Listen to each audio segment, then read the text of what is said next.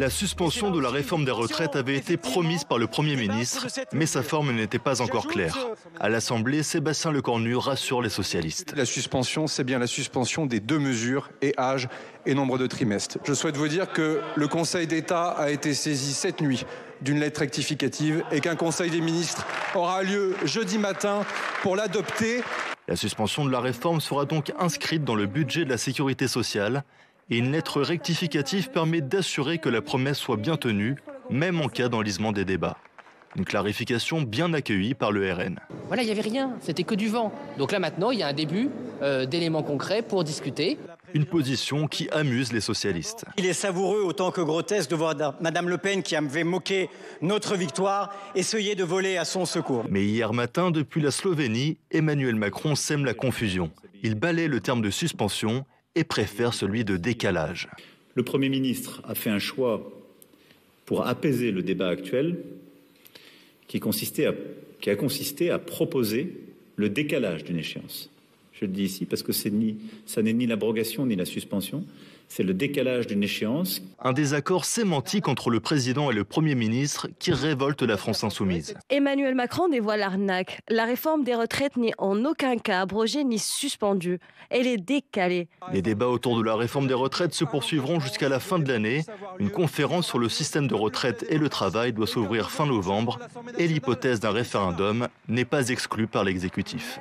Et on va en parler avec Françoise Degois. Bonjour Françoise. Bonjour ma chère Merci d'être là. Et Benjamin Morel. Bonjour Benjamin. Merci également d'être l'homme de la lettre rectificative, Benjamin Morel. Écoutez, la lettre rectificative qui d'habitude est un point qu'on n'enseigne même pas dans nos prépénas, est devenue tout d'un coup un instrument de buzz. Et alors ça, c'est quand même très très improbable. Les constitutionnalistes sont ravis. Mais surtout vous, pardon Benjamin, parce que du coup, vous avez parlé de cette lettre rectificative. Vous allez nous dire évidemment après Françoise. Et que c'est par socialiste, évidemment. Non, mais c'est ce qui est extraordinaire. Ce qui est extraordinaire, c'est la qualité de ce peuple français politique. C'est-à-dire qu'à un moment donné, les gens savent pas ce que c'est qu'une lettre rectificative, mais tout le monde, en fait, s'informe, tout le monde cherche, ChatGPT, ce que vous voulez, et d'un seul coup, on devient des spécialistes. Et moi, quand je dis ça, je me moque pas. J'adore ce pays qui, à un moment donné, s'empare des trucs et devient spécialiste. Pas au niveau de Benjamin, mais comprend les enjeux. Et la lettre rectificative, au-delà du talent de Benjamin, ça me donne, comment dirais-je, vraiment une confiance dans ce pays. Je trouve que ce pays fait de la politique inlassablement et est bien plus intelligent d'ailleurs que les gens qui gouvernent. Voilà, on va démarrer avec ce message d'espoir. Ça, c'est déjà une bonne chose. Je suis assez d'accord. Tu es d'accord? Vous êtes d'accord? Exactement. Ouais, Benjamin, du coup, la lettre rectificative que vous avez lancée dans le débat, qu'est-ce que c'est? Qu'est-ce que ça va changer? La lettre rectificative, en fait, c'est un instrument qui permet à un gouvernement de rattraper son projet de loi et de dire « j'ai oublié quelques petits éléments, je rajoute ces éléments dans mon projet de loi initial ». Et donc, ça permet que le texte sur lequel on commence à débattre soit un texte modifié. En l'occurrence, ça a deux avantages pour ce qui nous concerne, c'est-à-dire le projet de loi de suspension de la sécurité sociale, ce qui doit comprendre la suspension de la réforme des retraites. Le premier élément, c'est que, moi j'y crois pas trop, mais certains craignaient que ça puisse être ce qu'on appelle un cavalier législatif. Souvenez-vous, on avait eu un grand débat sur les cavaliers législatifs il y a quelques années, au moment de la loi immigration. C'est une disposition qui n'a rien à voir avec le fond du texte. Bon, et c'est rejeté, il faut le dire. Après, oui, ensuite, le Conseil constitutionnel le retoque. Le Conseil constitutionnel balade le truc.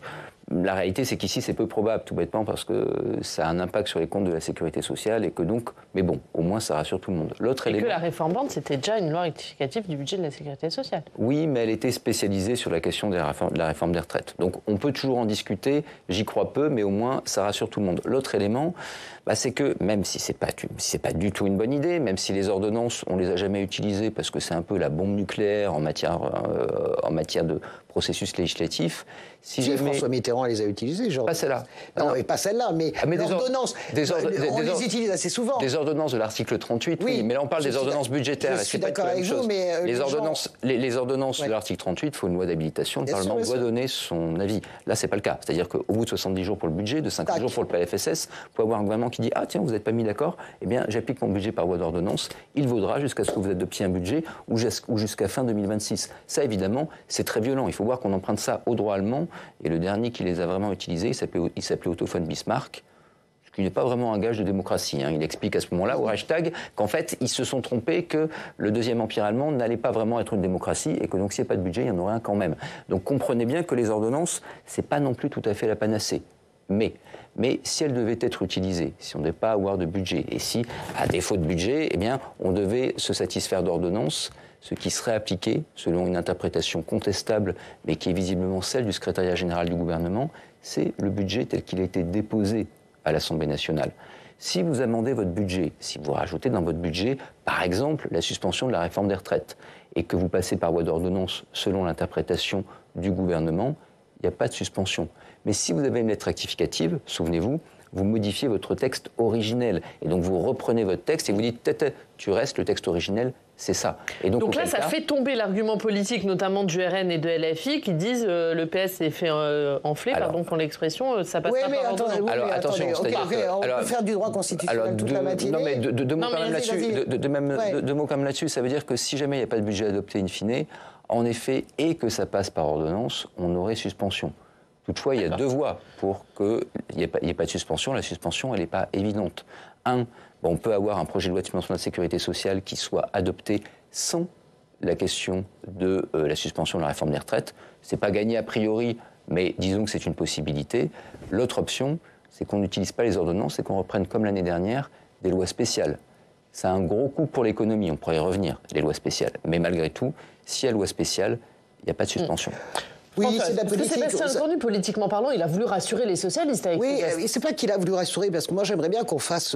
il a absolument raison dans tout ce qu'il dit. La réalité, si vous voulez, c'est que le véhicule législatif... Alors c'est Benjamin Morel qui est dans sa connaissance de la Constitution, qui donne cette option. Évidemment, le Rassemblement national et LFI se jettent dessus comme la misère sur le monde, en réalité. Parce que pourquoi ? Parce que politiquement, ils se rendent compte quand même qu'ils sont à la ramasse, ils sont complètement à côté de la plaque, en fait, politiquement. Je vois bien ce qu'ils poursuivent. Ils étaient persuadés... Il y a un problème avec les filles. Ils étaient persuadés que la censure passerait, que les socialistes craqueraient. Les socialistes ne craquent pas. Ce gouvernement n'est pas censuré. Ils sont persuadés ensuite que c'est une promesse de la monnaie de singe, en réalité, avec laquelle le gouvernement aurait acheté le Parti socialiste, Olivier Faure et Boris Vallaud. Surtout Olivier Faure, d'ailleurs, dans la négociation interne, beaucoup plus d'ailleurs que le patron du groupe socialiste, si on va dans le détail de l'histoire.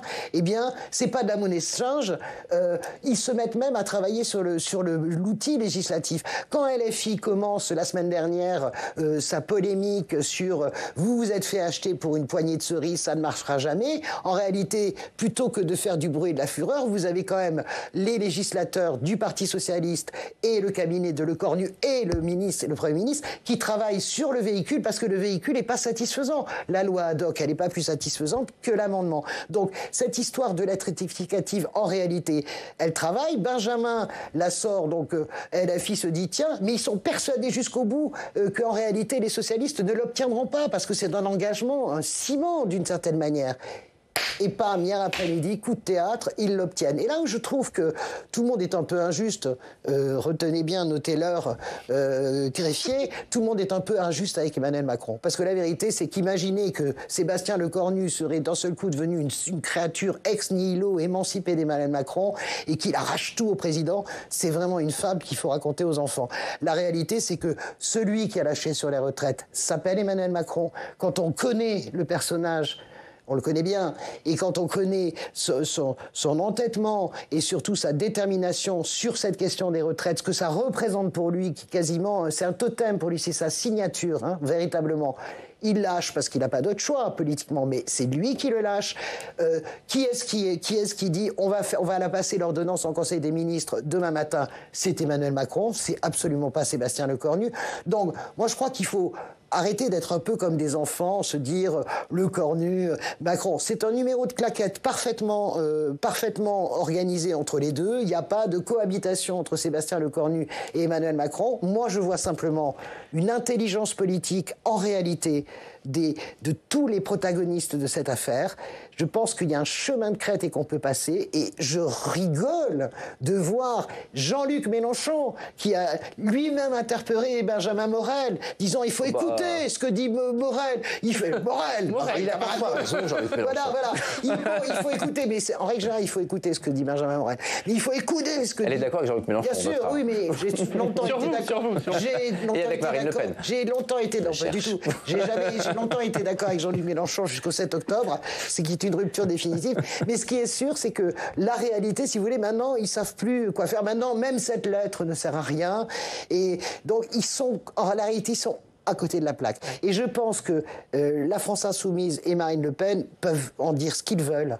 T'as les prix qu'ils croyaient prendre. En fait, en réalité, ceux qui se sont fait rouler dans la farine, véritablement, par l'alliance Le Cornu-Macron d'un côté et la négociation sans concession d'ailleurs du Parti Socialiste de l'autre, eh bien, c'est LFI et le RN. Et c'est savoureux, en fait. Et on va écouter un allié du Rassemblement National, Éric Ciotti. À ce sujet, il était ce matin sur TF1. On voit bien que le Parti Socialiste a toujours le pistolet sur la tempe du Premier ministre et le fait danser ou chanter. Vous voterez pour ou contre cette mesure? Moi, je suis contre cette suspension. Je pense donc, contre l'avis de Marine Le Pen. Je l'ai toujours. On a une divergence là-dessus. En fait. Voilà, est-ce que du coup, il y a le point du coup est donné au Parti Socialiste face à LFI et face au RN et ses alliés? Alors, je ne dirais pas que le RN et la LFI sont les principaux perdants, parce que quoi qu'il arrive, le budget actuellement, soit les socialistes le votent, et ça va être très très très très compliqué d'assumer, parce qu'évidemment, pour que les LR... Enfin, il faut faire un peu d'arithmétique, c'est-à-dire que si jamais le budget passe, il n'y a en réalité pour l'instant qu'une voie. C'est une voie où le budget est voté par les LR et par les socialistes. Si vous faites avaler trop de couleuvres aux LR, ils ne voteront pas. D'autant qu'après la commission mixte paritaire, le Sénat, a priori, va pondre un budget qui n'est pas vraiment socialiste compatible. Et donc, à partir de là, si jamais vous n'avez pas de commission mixte paritaire qui aboutit, un dernier mot qui est donné à l'Assemblée, ça va être dur pour Laurent Wauquiez. Budget invotable, dit ce matin Bruno Retailleau. C'est l'une des grosses difficultés. Donc, soit les socialistes avalent pas des couleuvres, pas des boas, mais des anacondas. Auquel cas, que diront les LFI, les Verts, etc. Regardez ces socialistes, etc. Soit ça passe par voie d'ordonnance.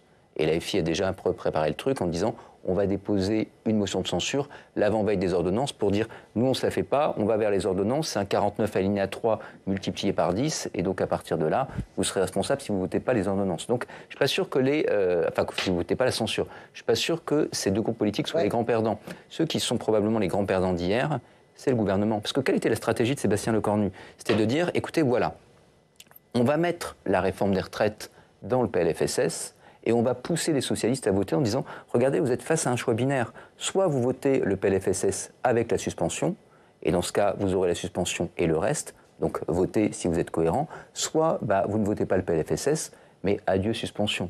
Avec la lettre rectificative, c'est cet argument-là, cette pression-là qui saute. Et on a un Parti socialiste qui, en effet, est relativement émancipé et peut se dire, écoutez, on vote pas, on aura quand même la suspension. Donc les socialistes sont les grands vainqueurs.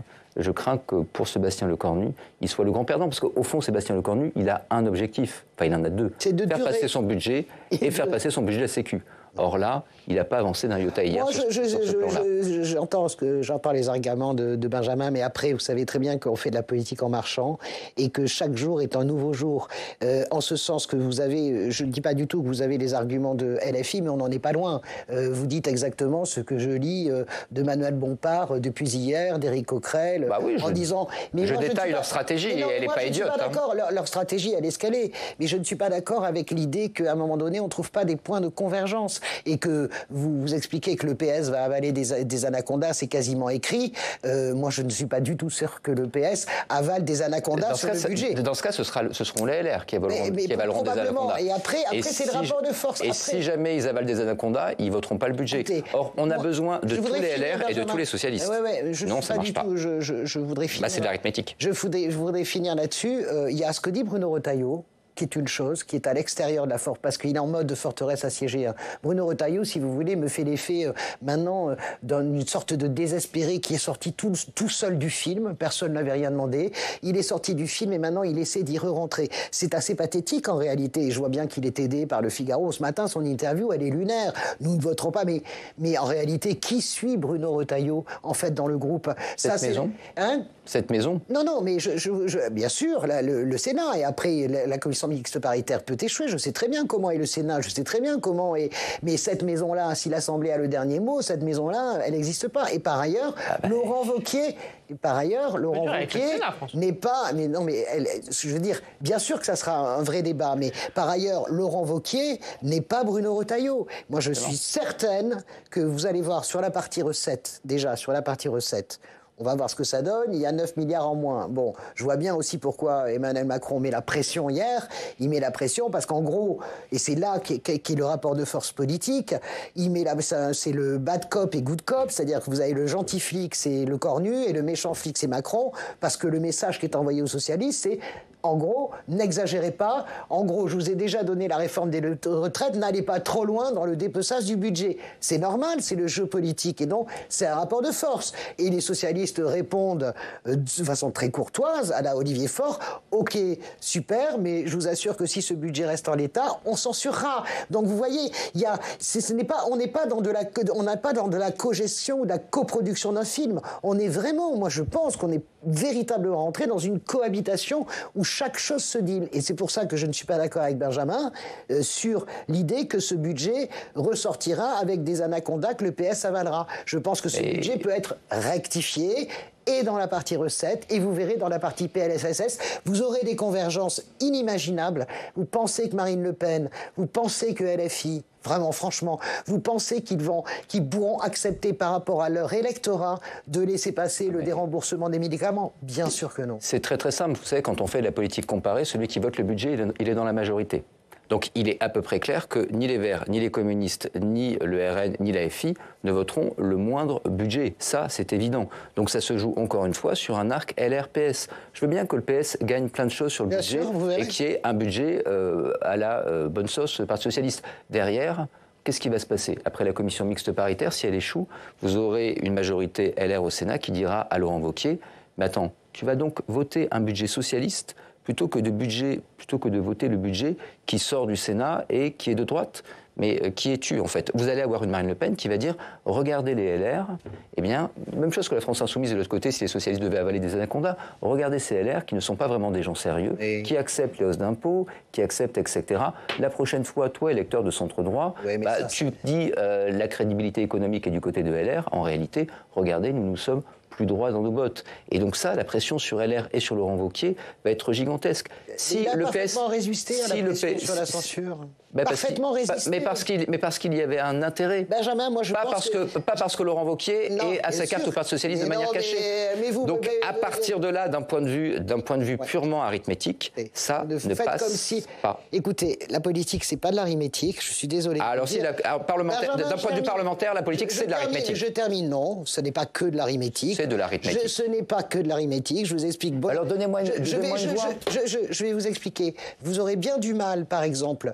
Marine Le Pen aura bien du mal à la fin du budget. Vous savez très bien que le Rassemblement national va batailler. Mais le RN ne va jamais voter le budget, ça n'existe pas, ça. Je suis d'accord avec vous. Je vous explique donc. Vous êtes là, le RN ne va jamais, la censure n'arrivera jamais, la non-censure n'arrivera jamais. Tout ce qui n'était jamais est arrivé. Je vous dis juste que vous ne pouvez pas... La politique, vous le savez très bien, c'est une affaire de cohérence. Les hommes et les femmes politiques sont sanctionnés quand ils sont...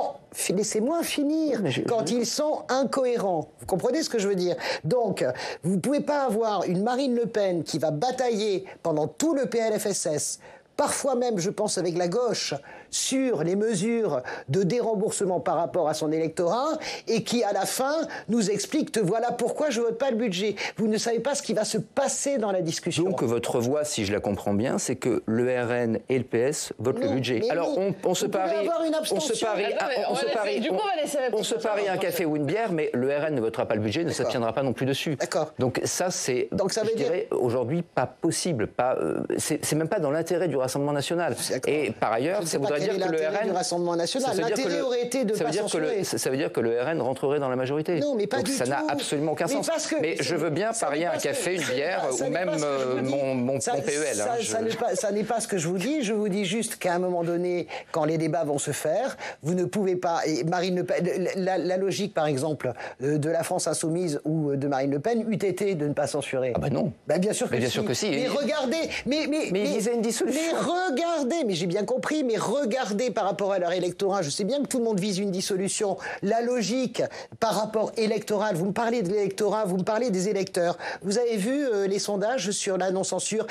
La non-censure est majoritaire, même dans l'électorat de LFI. Le désir de calme est majoritaire, même dans l'électorat du Rassemblement national. À un moment donné, vous pouvez... L'électorat RN voulait la dissolution et les enquêtes montraient qu'il faut avoir une majorité. Ah bah si. Mais écoutez... D'ailleurs, une majorité de Français la voulait la dissolution. Non, peut-être, mais regardez les enquêtes d'aujourd'hui. Les enquêtes vous avez vu l'IFOP d'il y a 3 jours, Benjamin. Les enquêtes étaient là. Mais je vous parle pas d'il y a 3 jours, je vous parle au moment de la censure. Là, vous inventez des chiffres. Je dirais à un moment, soit on se retrouve sur des bases rationnelles et on peut débattre, soit non. Benjamin, vous pouvez pas porter les arguments, comment dirais-je, constitutionnalistes. Attendez, je porte pas des arguments. On va revenir un petit peu au calme. Ça paraît un fait avéré. L'état-major voulait la dissolution. Je suis pas là pour faire un débat politique avec vous, Madame Desgois. Je suis là pour essayer de poser des faits. Donc à partir de là, voilà. Laissez-moi finir. Je comprends que et vous après, on va écouter Pierre Moscovici. On va l'écouter maintenant, comme ça la pression va un peu retomber. On va écouter Pierre Moscovici, le président de la Cour des comptes, qui alerte sur la suspension de la réforme des retraites. Non, c'est toi qui dis.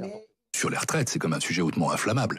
Et il est clair que pour ça, il faut qu'il y ait un débat serein, il faut qu'il y ait un consensus. Sinon, un référendum, c'est livrer en pâture un sujet, un débat qui, par ailleurs, parlera d'autre chose. Parce que le contexte ne s'y prête pas aujourd'hui. Dans un référendum, il y a toujours deux choses. Il y a le texte et le contexte. Ouais. Le texte doit être un consensus. Ça bouge.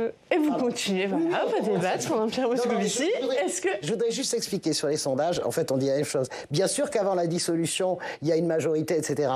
Quand la non-censure arrive, vous regardez le sondage de l'IFOP qui est passionnant 2 jours après, vous vous rendez compte que la majorité, à 80% même, des électeurs de la France insoumise et de Marine considèrent que finalement la non-censure, c'est pas si mal parce que ça met de la stabilité. C'est ce que je vous explique, mon ami. Oui, mais la censure, ce n'est pas la dissolution. La dissolution a été voulue par, je crois, 68% des Français. Oui, et la démission de Macron aussi. Et quand vous avez des enquêtes d'opinion aujourd'hui, le RN peut obtenir une majorité relative, voire absolue. La stratégie du RN, et ce depuis le mois de mai, c'est de pousser à la dissolution. C'est pourquoi l'idée que le RN ne censure pas est aujourd'hui absurde. Parce qu'en fait, le RN a intérêt, envie d'une dissolution. Et il s'adresse à son électorat en disant... Nous, on est cohérents, on va vers la dissolution. Donc je vous explique, Benjamin, que ça, la politique, ça bouge tout le temps, et vous le savez très bien, vous l'observez autant que moi, sauf que ça, c'est vrai avant, ça n'est plus vrai maintenant. C'est-à-dire qu'il y a... Mais ça n'est plus vrai. L'état-major de Marine Le Pen peut faire ce qu'elle veut. Je parle aussi, moi aussi, avec les dirigeants du Rassemblement national. Quand vous avez un électorat qui vous dit... On est un peu dans la stabilité, essayons d'y rester un peu. Vous réfléchissez, j'ai pas dit que le RN votera le budget. Je vous dis juste que l'électorat RN que vous présentez comme quelque chose d'immuable ou LFI a bougé depuis la non-censure. Mais c'est vrai qu'il y a une symbolique dans le vote du budget qui est un marqueur d'appartenance. Mais bien sûr, mais ça, je conteste pas ça du tout. Je conteste pas ça. Je vous dis simplement que les débats vont être très intéressants parce que vous allez avoir un problème de cohérence politique pour les uns et pour les autres. Et il y a aussi la question du bloc central parce que du coup, il y a ces alertes sur les finances publiques, sur le coût de la suspension de la réforme des retraites, ce que dit notamment Pierre Moscovici. Est-ce que du coup, ça va compter, ça aussi, pour le vote du bloc central, Benjamin ? Un peu moins avec la lettre rectificative, parce que si on avait eu un amendement, on part tous du principe que l'amendement aurait été voté. Pas dit. La FI aurait pu dire non mais attendez, c'est une fausse, c'est pas une abrogation, c'est une suspension. C'est même ce que disait Gabriel Attal. Exactement. Les voix du bloc central ne compteront pas sur ce sujet. Et alors le RN aurait pu dire également on s'abstient ou on vote pas parce que c'est pas notre réforme à nous. Et de l'autre côté, vous auriez eu un bloc central qui probablement n'aurait pas en partie voire majoritairement voté l'amendement. Là, ça va être plus compliqué. C'est-à-dire que si on parle de la suspension, ça veut dire qu'au sein de la majorité, on dépose un amendement qui supprimerait une disposition qui vient du gouvernement. Ça peut arriver, mais a priori, c'est un peu plus compliqué. Donc dans ce cadre-là, ça veut dire 2 choses. Ça veut dire que 1, c'est un peu plus sûr pour la suspension, et que 2, en revanche, il est tout sauf évident que le bloc central vote d'un seul tenant. Le budget, on a beaucoup parlé de budget Frankenstein ces derniers jours, en fait, il va être en grande partie... C'est encore vous, ça. Je suis pas sûr. Alors, on me le prête à moi, mais je pense que c'est pour le coup pas de moi. Mais bon, vrai. Je veux bien endosser tous les néologismes du monde. Mais quoi qu'il arrive, si vous voulez, vous allez avoir un budget dont la tête va être complètement imprédictible. Parce que, et on commence à le voir, entre les amendements croisés entre l'AFI, le RN, les divisions au sein du bloc central, et ça, d'une certaine façon, l'absence de 49 alinéa 3 fait que le gouvernement garde des instruments, mais malgré tout a relativement peu la main. Et donc il va falloir voir ce que ça donne, et in fine, il faudra éviter ce qui s'est passé l'année dernière, c'est-à-dire que le budget soit in fine inassumable par quiconque, et que, tout en ayant été adopté détail par détail, eh bien, il y a un rejet global. Moi, j'entends, je suis d'accord avec ce que dit Benjamin, mais moi, je suis ravi de voir le retour à l'Assemblée nationale de la presse politique. J'ai commencé comme ça, moi, à France Inter, il y a 25 ans, et on s'ennuyait, et il y avait des débats qui étaient juste extraordinaires. C'est la première fois que je vois à nouveau la presse politique s'intéresser à un budget, déjà, et surtout, comment dirais-je, revenir. Et c'est le changement, il devrait s'en réjouir. Je ne sais pas s'il s'en réjouit, j'en ai pas parlé avec lui. Mais évidemment, le temps du Parlement est venu, le temps de la discussion est venu. C'est pour ça que toutes les théories que nous avons élaborées sur papier glacé vont voler en éclats. Vous parliez des amendements croisés, vous parliez de... Je m'amuse à regarder les débats en commission des finances. C'est quand même fantastique ce qui est en train de se passer. Vous avez des convergences incroyables qui sont en train... Incroyables au sens premier du terme. Non pas qu'elles m'esbaudissent. Je veux dire, donc c'est ça qui est en train de se passer, le changement de culture. Et nous-mêmes, nous devons adapter tout ce que nous savons déjà. Je pense qu'il faut oublier ce que nous savions pour voir comment ça va sortir. Et on suivra évidemment ces discussions budgétaires. On termine par l'histoire du jour, même. Allez, on parle beaucoup de la crise de vocation des maires, mais il y a des maires qui ne sont pas prêts de s'arrêter. Regardez, c'est la une de la Charente Libre. À 80 ans, ces maires prêts à rempiler la mairie plutôt que la maison de retraite. C'est le titre de l'article à lire dans la Charente Libre. Alors, ils ont 75 ans. C'est des constitutionnalistes. Mais c'est ça, ils ont 75 ans, 80 ans. Il n'y a jamais de retraite pour nous. Ils brillent un 4e, un 5e, voire un 6e mandat. C'est le cas de Michel Fougère, 83 ans. Je continue car j'aime rendre service et le maire a encore un peu de pouvoir, tout en promettant dans 6 ans j'arrêterai avant de vite se reprendre. C'est vrai, je disais déjà ça il y a 6 ans. Alors les maires, ils restent, on n'arrête pas. Les maires, ils restent par passion, mais aussi pour pallier la crise des vocations. Et une petite question avant de terminer, est-ce que vous savez quel âge avait le plus vieux maire de France? 97 ans ou 18? 98 ans. Bravo Françoise. Il s'appelait Marcel Berthomé. Alors, il est décédé depuis. Il était maire de Saint-Seurin-sur-l'Île en Gironde. C'est vrai. Et c'est lui qui détenait ce record. Voilà. Merci à tous les deux. Pour ce 90. C'était. En fait, on fâche qu'à 98 ans, Françoise. C'est passionnant. C'est passionnant ce qui arrive. Merci pour ce débat passionné. Mais j'en doute pas. Merci à tous de nous avoir suivis. À demain.